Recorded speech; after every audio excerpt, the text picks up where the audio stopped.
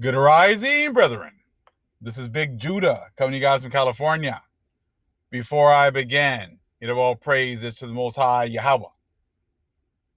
Acknowledgement to the earthly mother. Who is wisdom? Who is Holy Spirit? Acknowledge Yahweh Shai.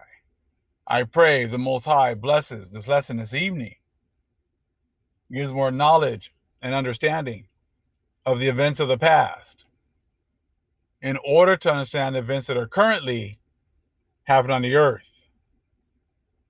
So we get a much better understanding of the things that are soon to come on the earth. Brethren, we're going to continue with the old straight track. It's mounds, beacons, moats, sites, and markstones. All right, here's the inside cover there by Alfred Watkins. And this here gives us some more information, okay, from the previous video we did. Okay, I see a lot of people actually bringing out a lot of information, which is beautiful. Please continue to do so here as well. Let's see here. In the early British trackways, I attributed the black places as being on the track of the iron worker or charcoal carrier to the forges. But evidence obtainable has not confirmed this, okay? And I now think, since the information in the chapter on beacons has accumulated, that the coalman or beacon minder would quite likely be the black man as well. And as no doubt all forms of lay sightings points become objects of reverence, the black places would be so. The beacon tender, in days of greatest reverence or awe, would whether a Blake or Cole, man by name, be associated with gleaming light. But in later days, the ashes of his occupation might well alter his name to another meaning. Surnames show the transition of the name, as in Bleak, Blake, and Black. They indicate derivation from a place name on a track in Blakeway, Blakely, Bleakly, and Blackley. And from a man's occupation or characteristic of blackmen, bleakman, blackman, and black man again, okay? If the foregoing conclusions are true, the present meanings of the two leading words in as black as a coal come down from the occupation of the beacon man, associated with light and help, but involving a grimy face and appearance. So you have light and help, but it comes from a person with a grimy face and appearance, or a black face, okay? Note how an observer, now to be quoted, quite independently concludes with the black man lighting the beacon. So kind of like the black person being the one who lights the beacon, who gives light.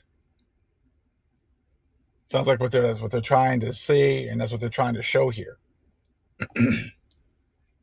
Mr. J.G. Wood, FSA, Wool Hope Club Transactions, 1920, page 198, finds that the place name element Scot, frequently occurring all over England, and such names as Scots Hole, Scots Hill, Scotland Bank, etc., has nothing to do with the northern nation, but simply indicates the shelter on the lookout place of the watcher or scout, and associates the name with the touts or beacons.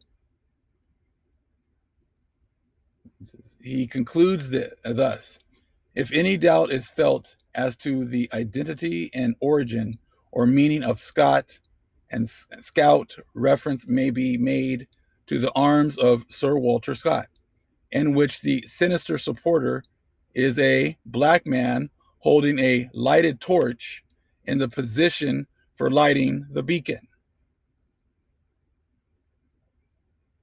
So they're kind of giving like a lot of more information kind of like hidden.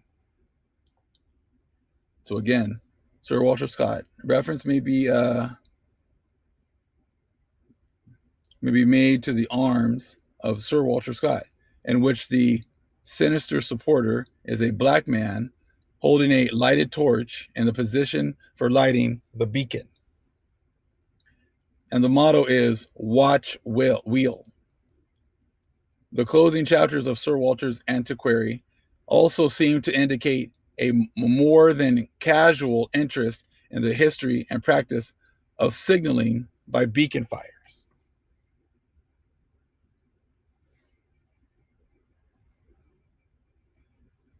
So it is not completely clear in this if Scott refers to a man.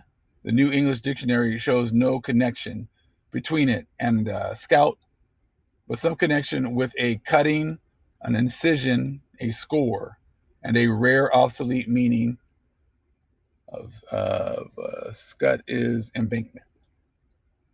One meaning of scot and lot was a payment, contribution, or tax. Coal, plank down the coal, and a similar meaning in slang. I see considerable evidence connecting the place name element Jack, also a personal name element, with lay matters, and the same to a lesser degree with Grim. Totman's Low and Laidman's Low among the Derbyshire, Tumully and Tutman's Hole on the Dodd in Cumberland. Suggest other passing names for the layman. The Tooty Man, indeed, survives to this day, for he parades the streets of Hungerford once a year, as presently to be described, and carries in his 6-foot staff a relic of his predecessor's occupation. Here we go with staffs again. Just like Moses had his staff, right? Near Clifton on Team is a Wayman's Wood.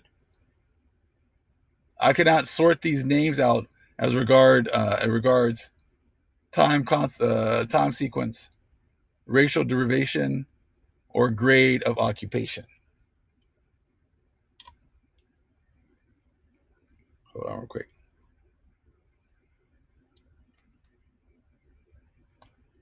The Welsh Triads, Ancient Institutes and Laws of Wales, Volume 2, page 523, have much information about bards, their privileges and position in household and law court. I quote sufficient to show that their connection with earlier markstones continued down to Anglo-Saxon days, so a long time, and that they were successors to the druids, who must have derived their supervision of ancient stones from the laymen. It has been established for bards qualified by the privilege and degree of session, specifically to have the custody of kin and descent and of territorial divisions, and in addition to that, the memorial of fireback stones and mere stones and mounting stones, and rules as to those who should remove them without the authority of the court and judges. The three branches of the art of bardism are firstly the primitive bard, gaining his position by discipleship under an authorized teacher. On him depends records of territorial divisions. Secondly, the ovate authorized by a customary session of bards. Thirdly, the druid or presiding bard. This classification of bards is much the same as that given by Caesar for the druids. There are further indications in these triads, which were handed down by tradition, that the priest who carried a rod on which oaths were taken was a Gorsed priest and officiated at these assemblies, being in fact a druid. The reputation and knowledge of the laymen did not perish as the old sighted track decayed. In the sighting staff chapter are some indications of this. But while I feel that layman, astronomer, priest, druid, bard, wizard, witch, palmer, and hermit were all more or less linked by one thread of ancient knowledge and power. However degenerate it became in the end, I can attempt no genealogy. So I'm just going to leave this out here for you guys. If you have more understanding, put it in the comment section. Please expound on some of this information so that the nation can get some more knowledge and understanding of what we're reading here. All praise is to the Most High Yahweh. Acknowledgement to the earthly mother. Who is wisdom? Who is the Holy Spirit? Acknowledge Yahushai. Shalom.